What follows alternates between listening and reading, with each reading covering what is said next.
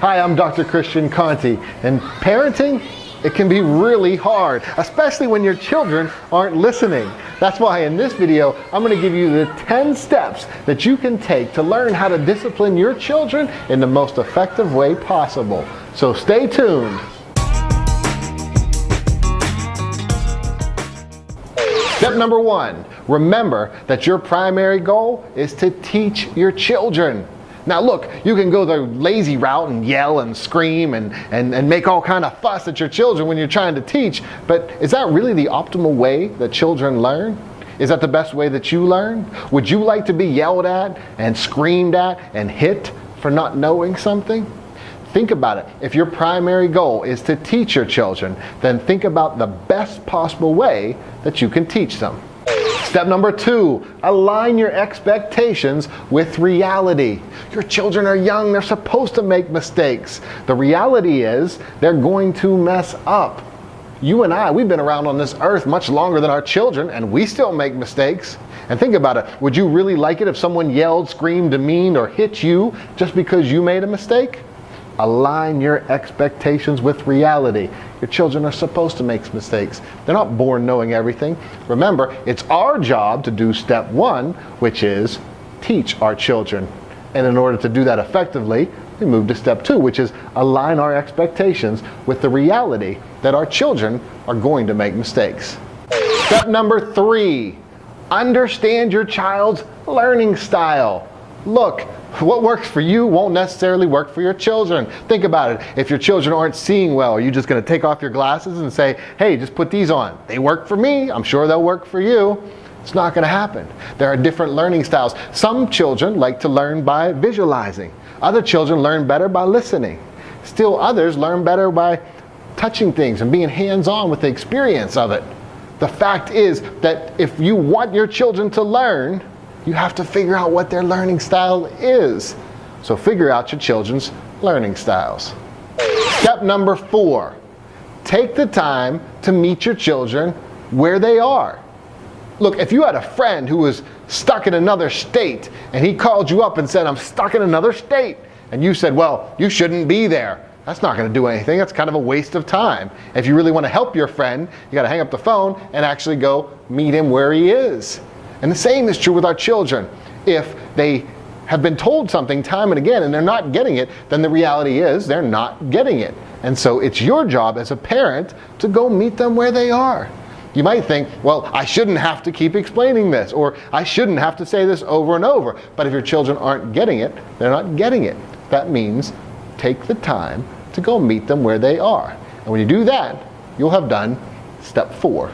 Step number 5. Talk to the part of your child's brain that you actually want to listen. Look, here's how it is, really simply. Children think higher level thinking happens in the front of your brain.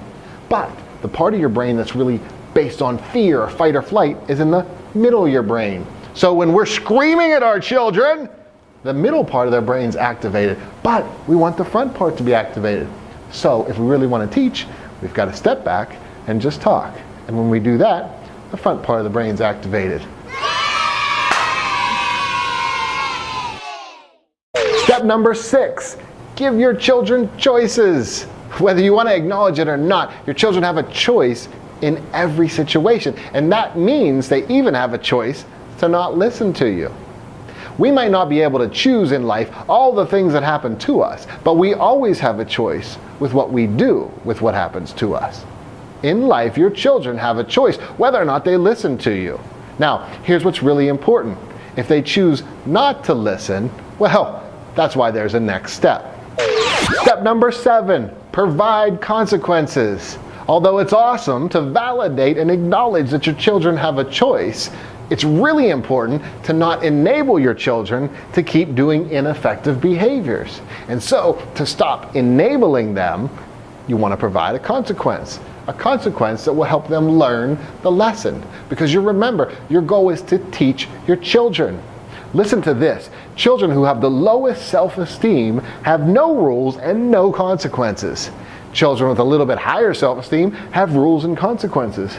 But the children with the highest self-esteem have rules, consequences, and explanations. In other words, they understand why their choice led to a specific consequence. Because remember, your ultimate goal is to teach.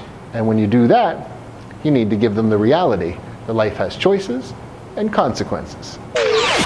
Step number 8, be consistent. In other words, follow through with whatever you say. That way your children know that you mean what you say. Look, we all start out with a whole lot of credibility with our children, but every time we tell them we're going to do something and we don't, our credibility drops. And it drops and it drops. And that's the bad news, but the good news is this. The more we can be consistent and follow through with what we're going to say, the more our credibility builds back up with our children. I'm not asking you to be perfect in regard to consistency, because any parent out there knows that's pretty much nearly impossible. But what I am asking you to do is to be mindful of being more consistent. The more consistent you are, the more credibility you'll have. Step number 9, use compassion. Remember that there is a big difference between discipline and violence and aggression, and there's no real reason that discipline ever needed to get all entangled with violence and aggression. Children need discipline. They do not need violence or aggression. Compassion. That's what's most important. Step number 10, role model the type of self-discipline that you want your children to have. Look, we all know that children learn much more by watching than by listening to what we're saying. So if we want our children to be self-disciplined and in control of their lives, then we need to be self-disciplined and in control of our lives. In fact, it's the reason why I titled my last book, Zen Parent, Zen Child. If I want my child to be Zen, I've got to become Zen myself. Remember, you are your child's role model, and they're always watching you. So you don't get to take a time out from your character. You've got to be on, because you've got a role model. Because your primary goal in all of this is to teach your children. If this video was helpful for you, one of the best ways to say thank you is by hitting the like button down there, or by subscribing to the channel.